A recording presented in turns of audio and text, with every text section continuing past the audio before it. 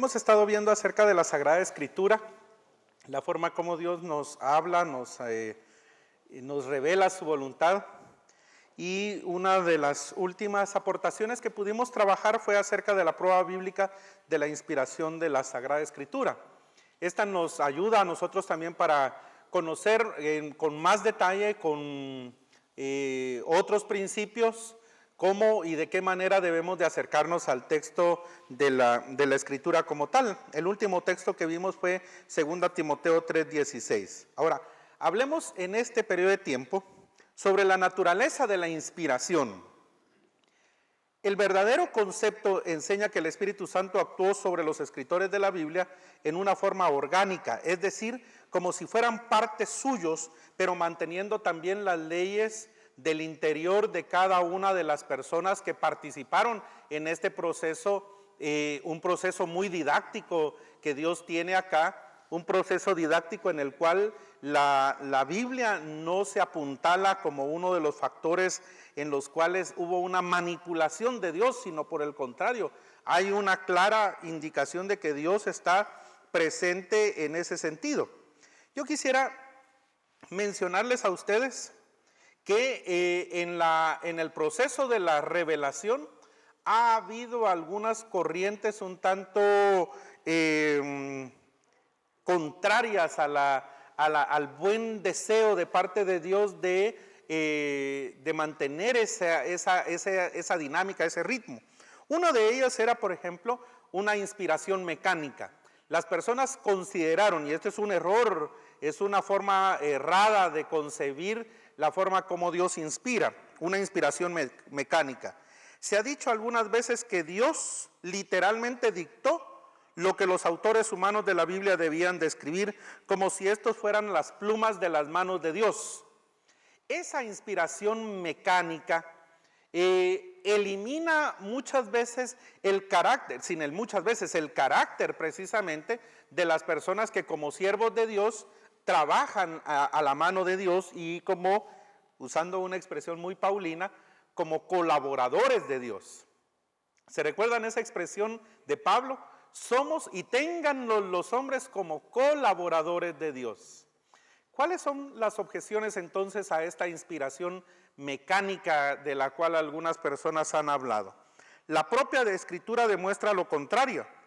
Los mismos autores fueron de carne y hueso, con sus propias pasiones, como hemos visto, las formas como ellos percibieron de Dios también todo el conocimiento, pero la forma en la cual ellos pudieron transcribir, hacer el trabajo de redactar su texto sagrado. Por ejemplo, uno de mis personajes preferidos en la Biblia, cuando se trata del tema sobre organización de documentos y el traslado de documentos y el coraje que tiene para hacer el documento sagrado, es Lucas en el Evangelio. Los primeros 4 versos de Lucas me llaman poderosamente la atención de cómo fueron escritos. Lucas nos dice a nosotros su proceso, su metodología de trabajo, por ejemplo. Y ahí en la metodología de trabajo nos trasluce también su corazón. Yo encuentro varios objetivos que Lucas tiene acá. Número 1, me gusta mucho su deseo y su compromiso con escribir la verdad acerca de Dios. Eso es una de las cosas que me llama la atención de Lucas. Tiene un deseo ferviente, ¿verdad? Y eso es lo que dice en los primeros versos de su Evangelio en el capítulo 1. Le dice a Teófilo que ha tenido el firme compromiso de escribirte las cosas que hemos oído y que hemos también leído en orden para que conozcas la verdad. Ese espíritu de Lucas es un espíritu muy, muy interesante. Luego, Lucas tiene la capacidad, como un griego que es, de ordenar todos los pensamientos y dice él de ponértelos en orden, tal como sucedieron.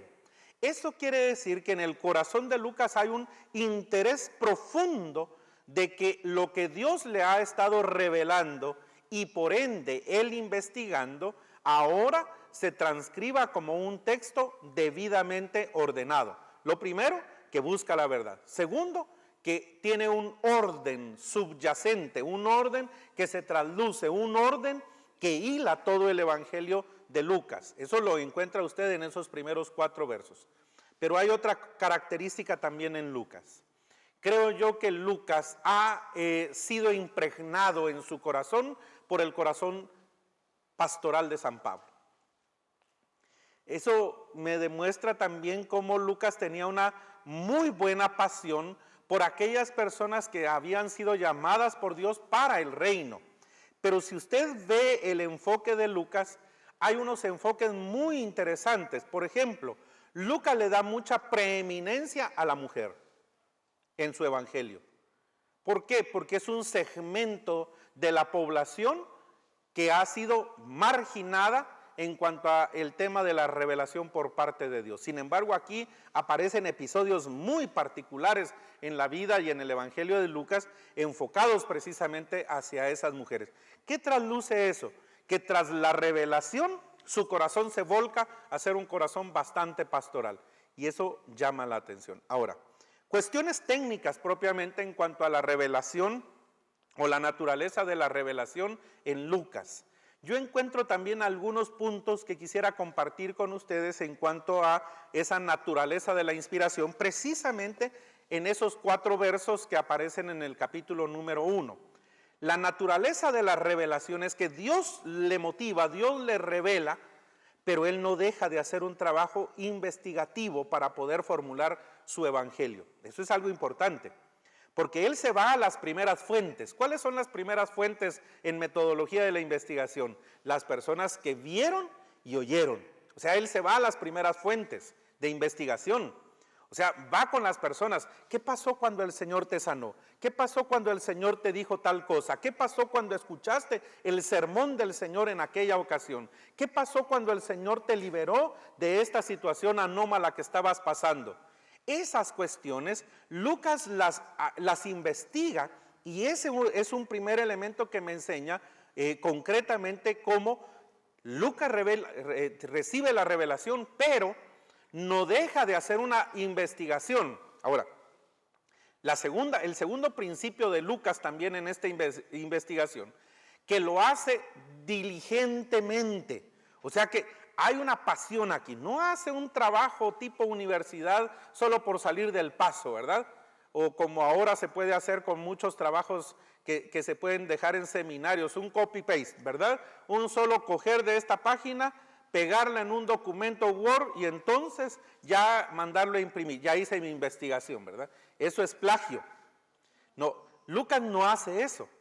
Aquí hay un corazón, después de haber recibido la revelación de Dios, de querer diligentemente investigar, pero ahora esa diligencia se transforma también en una característica muy particular. ¿Sabe por qué? Porque si algo nos trasluce la revelación de Dios es que a quien Dios se le revela, se esperaría concretamente que tenga la habilidad también de mostrar pasión en el momento en el cual nos acercamos a la Sagrada Escritura. ¿No creería usted? Mire, y lo voy a decir así, espero darme a entender. De verdad no quiero ser en ningún momento una persona que ofenda un ministerio pastoral tan lindo como el que Dios nos ha dado. Pero antes que visitar, antes incluso de orar por los enfermos, ¿no cree usted que tendríamos que tener una pasión por acercarnos al texto sagrado y encontrar toda la riqueza de la revelación de Dios? Yo no digo aquello de que no se debe de hacer o que se debe de hacer de mala manera, sino que yo digo que esto que hacemos de acercarnos a la palabra del Señor tendría que ser con una pasión desbordante, de alguna manera. ¿Sabe que los mejores profesionales son los que aman apasionadamente su profesión? Esos son los mejores profesionales. Yo he visto profesionales en las iglesias, en la iglesia donde yo soy pastor, los mejores profesionales son aquellos que aman apasionadamente su profesión. No aquel amigo mío que consiguió ser abogado, llevó su título y le dice al papá, va, esto querías, aquí te lo doy, no me pidas que ejerza. ¿Qué quiere decir eso? Lástima porque fracasó como profesional, estudió cosas que él no quería estudiar por satisfacer a su papá, que a la postre fue un gasto nada más. Sin embargo, el pastor, la pastora, el ministro de Dios, los misioneros, los evangelistas, tendríamos que meternos tan profundamente en la Escritura que sintiéramos esa pasión diligente que sintió San Lucas. Número 3.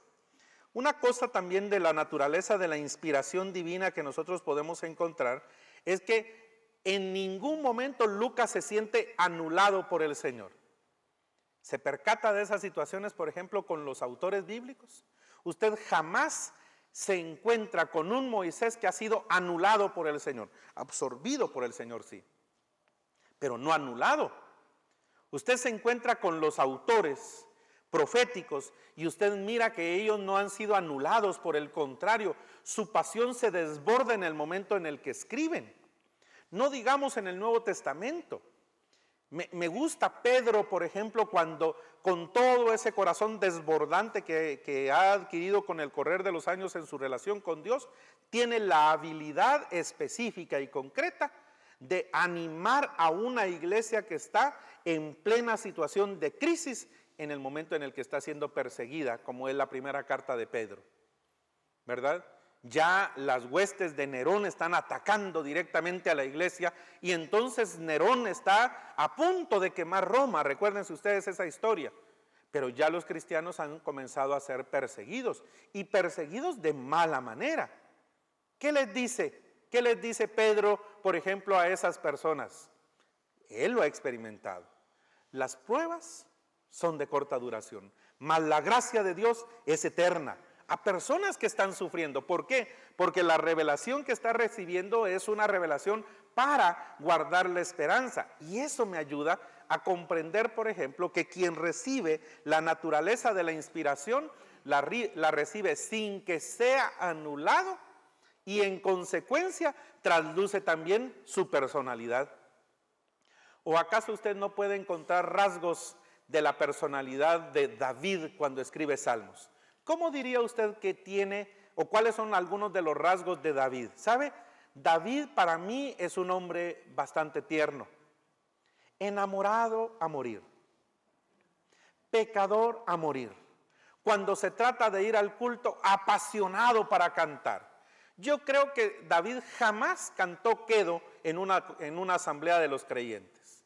Yo creo, por lo que los salmos denotan, que David era eufórico. Mire, lo dice un presbiteriano. David, creo yo, que si estuviera en este momento, fuera Pentecostés. Es que él es eufórico. De verdad es eufórico para expresar sus sentimientos. Cuando peca, llora inconsolablemente. En algunas de nuestras iglesias eso como que no es un privilegio que nos podemos dar, ¿verdad? Pero David llora y peca día y noche.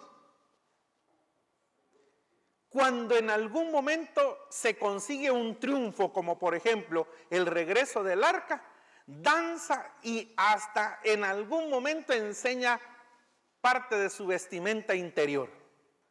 Y ahí va, ¿qué me importa lo que la gente diga? Danza, sacude su cuerpo, maneja eufóricamente. Y así escribe. Peca y se deprime. Para mí es un típico Pentecostés. Es un hombre que no niega sus sentimientos, le da rienda suelta. Es precioso David. ¿Por qué cree usted que la iglesia se identifica tanto con él? ¿Acaso no la iglesia canta salmos de David? ¿Acaso la iglesia no tiene muchas veces dentro de los cultos salmos llamando a la adoración y cabal cuando usted mira escrito por David? ¿Por qué la iglesia se identifica? Porque muchas veces así somos, eufóricos para alabar a Dios, eufóricos para adorar a Dios. De repente nos deprimimos porque algún pecado nos atormenta ahí en algún momento. O sea, ¿Acaso no nos identificamos con ese David? Claro que sí, ¿verdad? ¿Por qué? Porque Dios no anula su carácter y es una de las características de la naturaleza de la inspiración. Otra característica también de Lucas, aparte de la diligencia y la pasión que no anula su personalidad, es también el deseo profesional de hacer las cosas correctamente.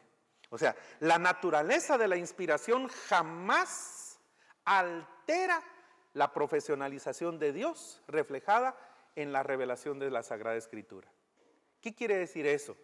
Que el texto sagrado que nosotros tenemos es un texto que lo han sometido al laboratorio de la historia y ha aprobado su examen. O sea, los críticos o los estudiosos, porque no solamente críticos, también los estudiosos se han acercado a la revelación de Dios y a la inspiración que Dios le dio a los autores bíblicos y han sometido a varios exámenes de forma acuciosa, de forma minuciosa el texto sagrado. Y vamos a encontrar una cosa. Si es en el tema de historia, la Iglesia a través del texto sagrado ha demostrado que el texto sagrado es bastante fiel a todo el aspecto cronológico, aunque no es un libro histórico. Miren qué interesante. No pretende jamás ser reconocido como libro histórico, pero sus datos históricos son bien fieles, bien comprobables. Por ejemplo, si usted mira esos elementos en los cuales Dios se revela, por ejemplo, dice, mire, ¿cuándo recibe la visión Isaías acerca de la santidad de Jehová y del mandato a limpiar al pueblo porque es un pueblo de labios inmundos? ¿Cuándo? ¿Fuera de tiempo y fuera de espacio? No. Usted puede analizar que dice la Biblia literalmente en el primer verso del capítulo 6 de Isaías, en el año de la muerte del rey Usías, vi yo la gloria de Dios. ¿Por qué esa frase precisamente en el año de la muerte del rey Usías? ¿Por qué? Para ubicar la palabra de Dios en la justa dimensión histórica a donde viene. Mire qué interesante. Y si usted analiza y se lleva por tarea investigar cada inicio de los libros llamados proféticos, usted se encontrará precisamente que Dios hace que su palabra, que es eterna, que es atemporal, fíjense, la palabra de Dios es atemporal, venga en la temporalidad del hombre, venga en la historia del hombre, y usted encuentra muchos datos. Fíjense ustedes, por ejemplo, pónganse a pensar, ¿cuándo nace Jesús? La principal revelación de Dios, siendo Herodes el gobernante. O sea, da los elementos históricos. ¿En dónde? En Belén de Judá o de Judea. O sea, da tiempo y da espacio. ¿Sabe que el hombre, cuando es ser cósmico, es cuando tiene tiempo y espacio? Tiempo y espacio. Y exactamente la revelación de Dios y la naturaleza de la inspiración divina viene en el tiempo de Dios. No, en el tiempo del hombre, ¿verdad? En el tiempo del hombre. Ahí cuaja esa revelación que Dios nos deja a nosotros en particular. Ese acontecimiento, por ejemplo, de los milagros se dan en épocas determinadas. Aún la muerte de nuestro Señor y los padecimientos son datos bien históricos. Entonces la Biblia, por la naturaleza de la inspiración que posee, ha pasado su examen histórico. Luego su examen antropológico. El origen del hombre lo demuestra de alguna manera por los componentes orgánicos y químicos que nosotros podemos tener. La Biblia lo demuestra y habla acerca del desarrollo del hombre también en sociedad. O sea que nos estudia no solo en aspectos antropológicos, sociológicos y culturales también. Fíjese usted que si usted lee el libro del Génesis va a encontrar edades muy particulares como la edad de bronce, como la edad de hierro también en la Sagrada Escritura, el nacimiento de las ciudades, cuando las ciudades son ciudades-estado, por ejemplo, cuando la cultura tenía por adoración un promontorio de piedras, y cómo evoluciona esa adoración al tabernáculo, al templo, sinagogas como elementos intermedios y después congregaciones cristianas como en el libro de los Hechos. O sea, un desarrollo antropológico, social, incluso económico, se da dentro de la Sagrada Escritura. O sea, de alguna manera la Sagrada Escritura y la naturaleza de la inspiración nos demuestran que Dios sigue siendo el artífice de revelarse en medio de las culturas y en medio de las poblaciones a donde Él manifiesta su voluntad. Por eso dijimos que la revelación de Dios se da principalmente en 3 grandes continentes. Hay revelación de Dios en Asia, en África y en Europa, y ahí se da. Cuando el hombre ha considerado que Dios, por ejemplo, cuando se consideraba que el Dios de los israelitas era el Dios de las fronteras del pueblo de Israel, se equivocaron. ¿Se recuerdan ustedes ese concepto que se maneja por parte de las culturas antiguas y particularmente cuando se menciona que Jehová era el Dios de Israel? ¿A qué se refería? A que era el Dios que no traspasaba esas fronteras, ¿verdad? Está bien, ahí en Israel, el Dios, ¿cómo se llamaba? Jehová. Pero en Babilonia, ¿cómo se llamaba el Dios? Marduk. Ese Dios no podía sobrepasar las fronteras. Por eso hablan acerca de Jehová, el Dios de Israel. Cuando se refieren ahí, se está refiriendo a que no podían saltarse esas fronteras, ¿verdad? Solo en ese espacio actuaba Jehová, era el Dios de los israelitas. Pero vean ustedes lo interesante, por ejemplo, al estudiar la profecía. Ezequiel está allende de las fronteras. Ezequiel está en Babilonia.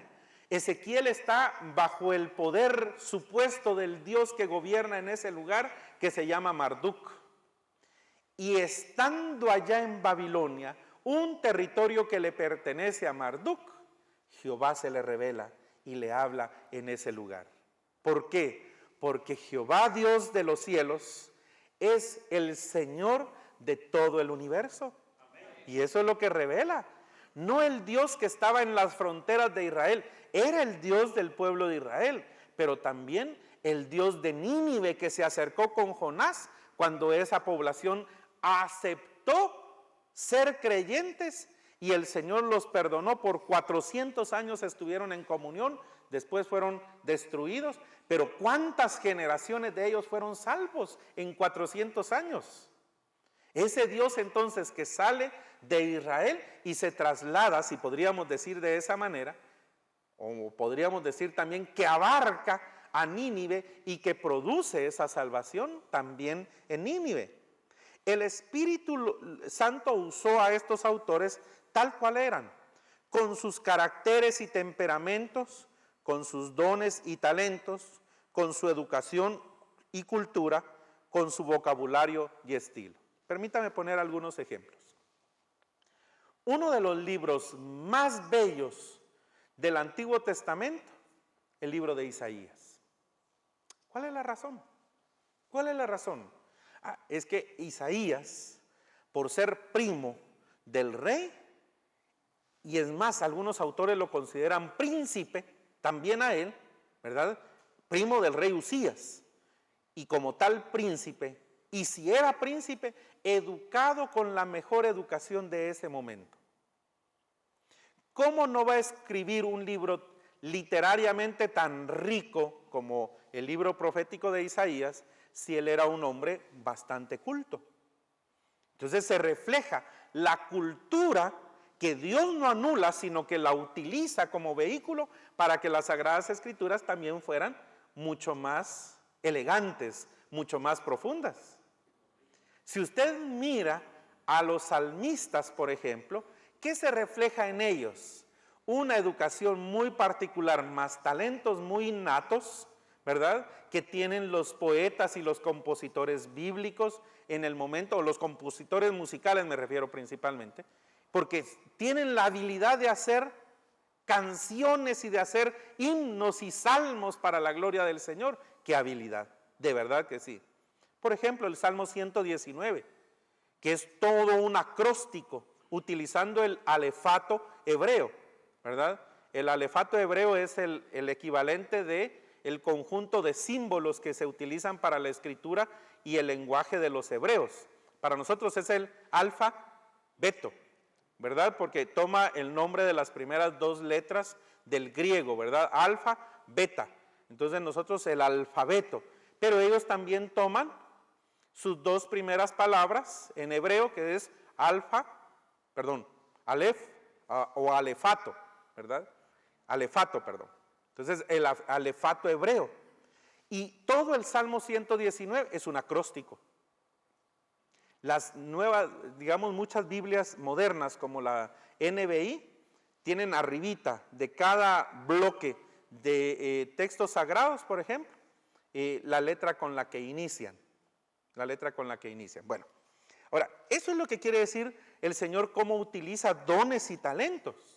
Si nos trasladamos al Nuevo Testamento, encontramos nosotros virtudes en personas como por ejemplo Lucas, de la que hemos mencionado, que escribe con una lógica muy de griego, médico y griego, ¿verdad? Ellos son más conceptuales.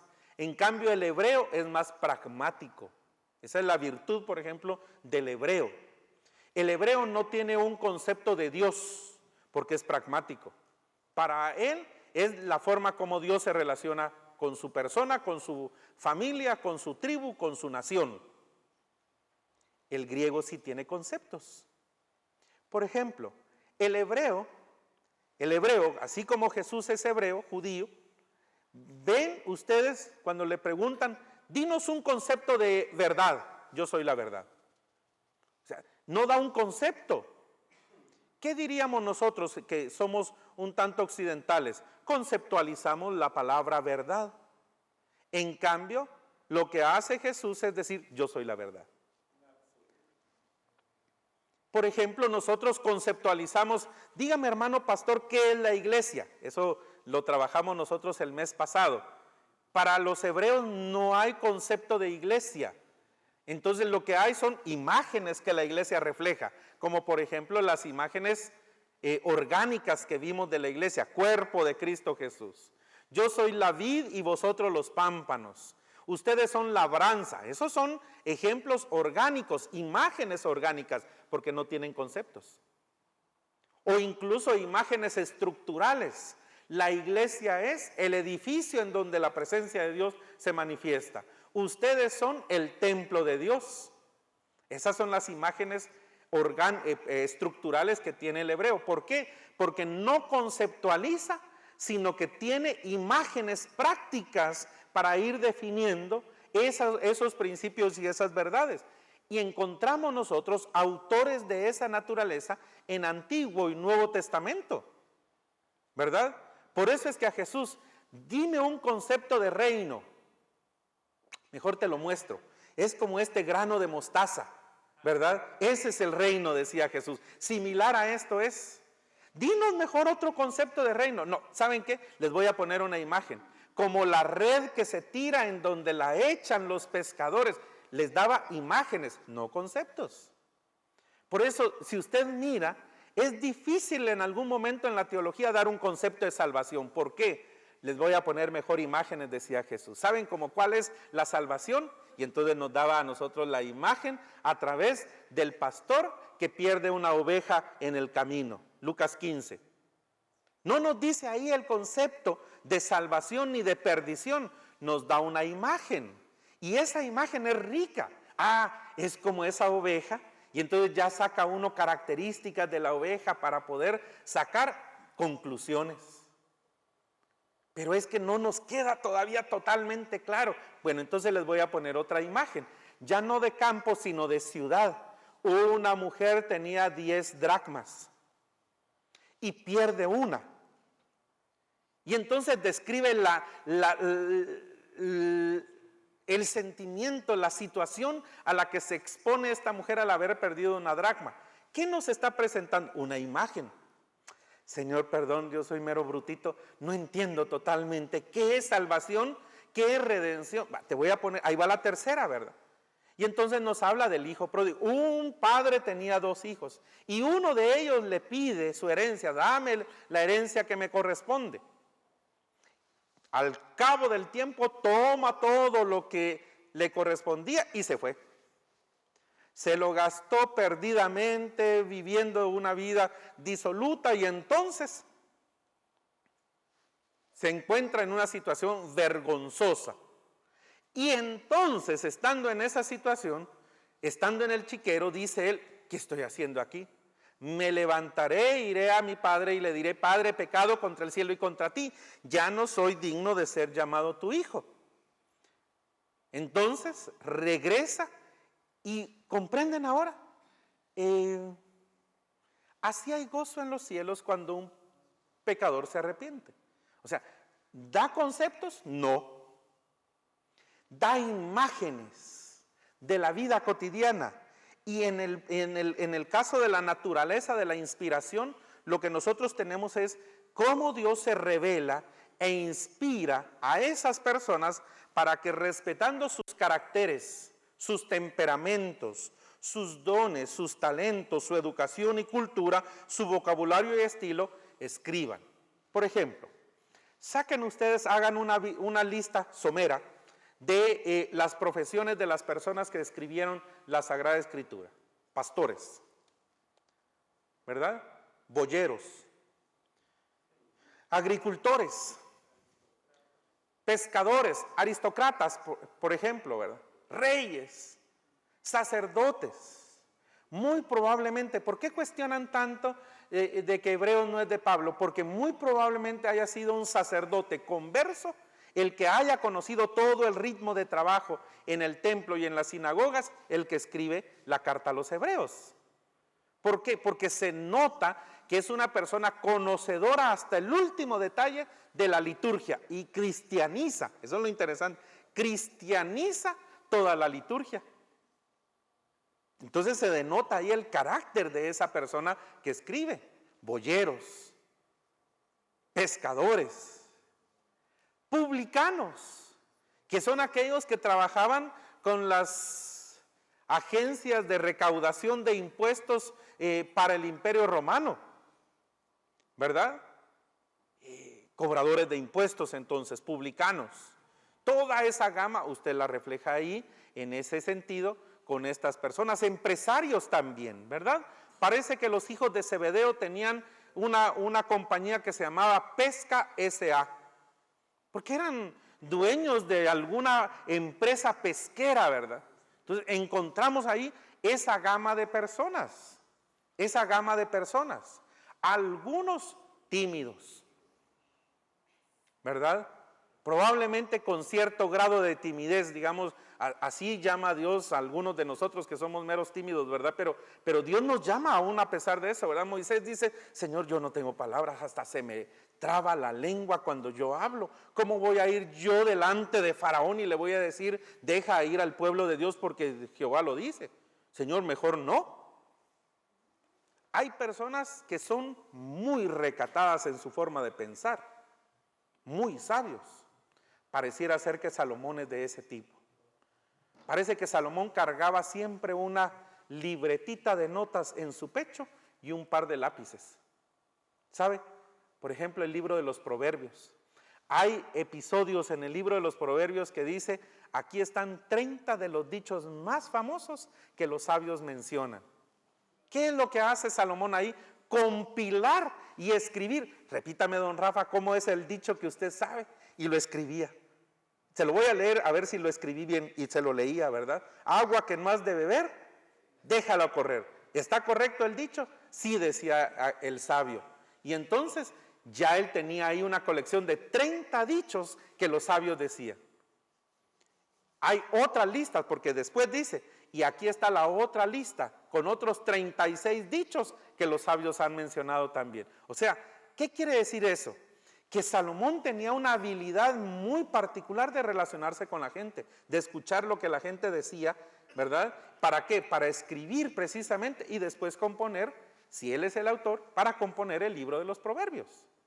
O sea, esas son parte de la naturaleza de la inspiración y cómo Dios nos usa a nosotros. Y aquí vendría la otra pregunta, ya más para nosotros. ¿Dios anula su personalidad o tal cual es usted? Por el contrario, solo se desarrolla en el Señor y adquiere otras habilidades, pero Dios sigue usando su personalidad, ¿para qué? Precisamente para que refleje a través de ella toda la virtud y toda la ventaja que el Señor nos da al habernos hecho de esa naturaleza. Esa es la naturaleza de la inspiración. Dios no anula, sino utiliza de buena medida y de buena manera nuestros dones y nuestros talentos para transcribir y reflejar todo ello. Por ejemplo, les digo, yo conocí a varios profesores de homilética fuera del país, grandes profesores de homilética, que a la hora de predicar eran aburridos. Usted podrá decir, pero eso es contradictorio. No, eran personas que sabían la técnica de cómo predicar, pero eran tan aburridos, ¿verdad? Cuando nosotros sacamos una última estadística, no trabajando, sino estudiando en la universidad, se decía que en Guatemala se predicaban 20,000 sermones a la semana y fueron catalogados entre aburridos, muy aburridos y aburridísimos. Y a pesar de eso la gente se salva. ¿Por qué? Porque Dios no nos anula, sino que si somos aburriditos, y el Señor y habla al pueblo, ¿verdad? A pesar de que en algún momento durmamos a la gente. Pero Dios no nos anula, ¿verdad? No nos anula. Si usted mira, hasta el mismo San Pablo, ¿verdad? Predicó de 6 de la tarde a 12 de la noche. Ya no aguantó el fulano, se le cayó, se le despescuezó y se murió. Se echa sobre él, pero no aprende, ¿verdad? Se echa sobre él, sana y sigue predicando hasta el amanecer, hasta el alba, dice. O sea que predicó un sermón de 12 horas, ¿verdad? Con una breve interrupción ahí, como que eran guatemaltecos, el café y la champurrada a medianoche, ¿verdad? Después del susto de que este se murió, bueno, cafecito, ¿verdad? De todos modos lo cafetearon. Y entonces al revivirlo, regresa él a retomar nuevamente el principio de la predicación y predica hasta el alba. Se sacude los pies, se estira un poquito el rostro y dice que inmediatamente sale de la ciudad a seguir predicando el evangelio del reino. Eso es lo fantástico. Dios no anula entonces a la persona que escribe, y esa es parte de la naturaleza de la inspiración. El Espíritu les iluminó sus mentes y los impulsó a escribir. Ahora, esa actitud fantástica en tiempo de crisis, por ejemplo, todo lo que nosotros tenemos en la Sagrada Escritura vino y provino de manuscritos. Recuerde que la palabra manuscrito es un documento hecho a mano, ¿verdad? No habían máquinas Remington o Royal con las que uno practicaba cuando salía o cuando estaba en tercero básico para probar su mecanografía, ¿verdad? No son máquinas ni Royal, ni Remington, ni Canon, ni computadoras, nada por el estilo, con manuscritos. Y los diferentes materiales que se utilizaron durante esas épocas fueron de los materiales más increíbles que nosotros podemos ver. En el Antiguo Testamento, por ejemplo, Dios preserva mucha parte, no mucha, alguna parte de sus escritos o de los escritos sagrados en tablillas de arcilla. ¿Qué quería decir eso? Que hacían moldes, ¿verdad? Supóngase del tamaño de esta mesa o más pequeños. Y antes que se secaran, estando frescos, con algún tipo como de pincel, ¿verdad? Con punta fina, comenzaban a escribir sobre la arcilla. Principalmente los hebreos, de derecha a izquierda, ¿verdad? Ellos no escriben al revés, nosotros somos los que escribimos al revés. Ellos escriben correctamente para acá, ¿verdad? Nosotros escribimos al revés por el revés de la mano. Nosotros escribimos al revés de la mano. Ellos escriben correctamente para acá. Y entonces, antes de que se secara, ellos escribían y escribían. Entonces se secaba y quedaba como un documento. También curtían cueros para escribir sobre cueros. Ya una manera más sofisticada era escribir sobre papiros. Principalmente el papiro más codiciado era el papiro del Nilo, ¿verdad? De las orillas del río Nilo. Y ya después pues tenían algún tipo de otros papeles un poquito más finos, más elaborados con el correr de los años, a tal punto que encontramos nosotros rollos, eso quiere decir pergaminos que se enrollaban, ¿verdad? Y encontramos cómo la Biblia nos atestigua que Jesús de repente toma el rollo y lo que está leyendo es el profeta Isaías. Eso quiere decir que habían ahí documentos escritos en la misma sinagoga que eran parte de la palabra del Señor. Y estos, por ejemplo, aquí había un apartado, estos son los rollos de Isaías.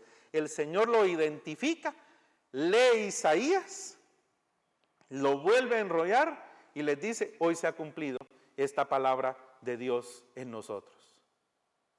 Y más que señalar así, el Señor dice, hoy se ha cumplido esta palabra. ¿Verdad? Exactamente, yo soy el cumplimiento de esta palabra. O sea, aquí lo que vemos nosotros es la maravillosa mente del Espíritu Santo influyendo poderosamente en la mente del escritor. ¿Anula su personalidad? Claro que no. ¿Anula su temperamento? Claro que no. ¿Anula sus cualidades? Claro que no. Las escribe de esa manera, o las utiliza, perdón, de esa manera, para que se transcriba el texto sagrado y los impulsa. Ahora, veamos otro de los temas, la extensión de la inspiración. Toda la Escritura ha sido inspirada. Jesús y los apóstoles apelan de manera continua a las enseñanzas del Antiguo Testamento como palabra de Dios. ¿A qué nos referimos con este principio fundamental? Dice don Kenneth Scott Latourette. Él escribe un par de libros buenos, ya lamentablemente están fuera de circulación porque no los volvieron a editar la Casa Bautista de Publicaciones. La Casa Bautista publicó durante mucho tiempo estos libros, Historia del Cristianismo, de Kenneth Scott Latourette, y en el primer libro y en el primer tomo, en la introducción, dice Kenneth Scott Latourette que la iglesia es la única religión que nace con una Biblia sagrada en su cuna. Esa es una bendición. ¿Por qué? Porque la iglesia nace y ya tiene el Antiguo Testamento en su cuna. Ya tiene el Antiguo Testamento.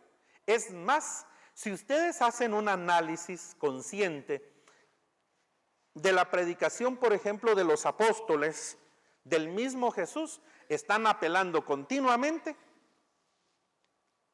al Antiguo Testamento. Por ejemplo, Jesús les dice, a Moisés tienen y a los profetas, a ellos escuchen. ¿A qué se está refiriendo? Al canon del Antiguo Testamento que dividía la Torá o Pentateuco, los profetas o Neviim, y a los Ketubim, que son los otros libros sagrados. Entonces Jesús, usando ese canon que tiene él como hebreo, bien establecido, dice, miren, ustedes tienen la ley de Moisés. O sencillamente dice, a Moisés tienen. Ustedes tienen a los profetas. Y también los salmos, dice Jesús en una ocasión en Lucas, refiriéndose a todos los libros que componen lo que nosotros conocemos como Ketubim, ¿verdad? Los Ketubim. O sea, Jesús viene y apela a eso. ¿Qué le transmite a la iglesia? Lo que le transmite a la iglesia es precisamente un principio formidable. La iglesia no nace en el vacío. La iglesia es parte de la revelación de Dios. Ese es un principio.